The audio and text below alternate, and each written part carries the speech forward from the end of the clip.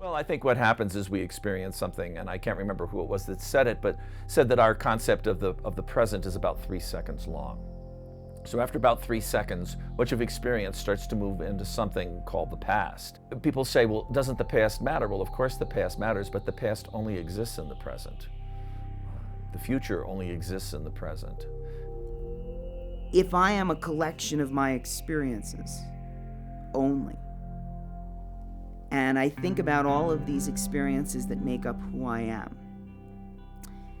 if you take away and you start to strip away the memories and you start to strip away those experiences, what you're left with, that core self, is really not much at all. In that moment, you also realize that most of it doesn't matter.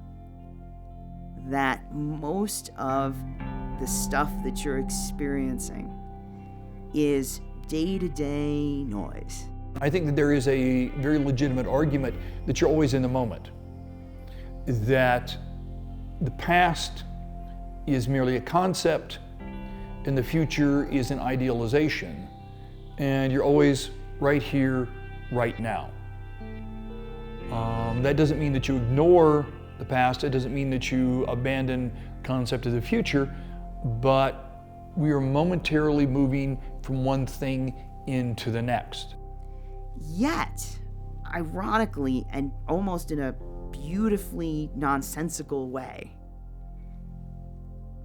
it's that little stuff that can bring you to these profound moments and this profound joy and this profound understanding that this world is so much more complex and so much more incredible and beautiful than I ever imagined. There are certain aspects of your existence, there's certain aspects of where you are here and now that you don't have much control over. It's about us making our way in the universe and about our point and our place in the universe at a given, I was going to say at a given point in time, but even that, do you see how elusive that is? We don't know our point in space, we don't know our point in time, and we don't know what causes us to do what we do in a given instant, unless you give yourself over to the framework or to the structure completely. In other words, if you become sort of subservient to the frames that get you through life, as opposed to using the frames as they work for you. If you could perfectly move your thought from one person to another, linguistically, telepathically, however it may be, there would be no need for art. There would be no need for something beyond language or a manipulation of language in an artful fashion. It creates structure.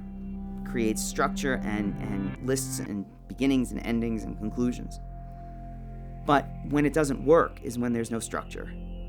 And we don't have a structure for the thought that we have. We don't have something to express the thought we have, so we try these different means of expression. And that's when that Dionysian, that chaotic, that momentary time when there's the connection, and sometimes it is something as beautiful as a major piece of art, a magnum opus, a symphony, a song. But other times it's as small and momentary and beautiful as a look, as somebody else just looking directly into your eyes and kind of expressing something that you can't explain it. You don't want to explain it. You know.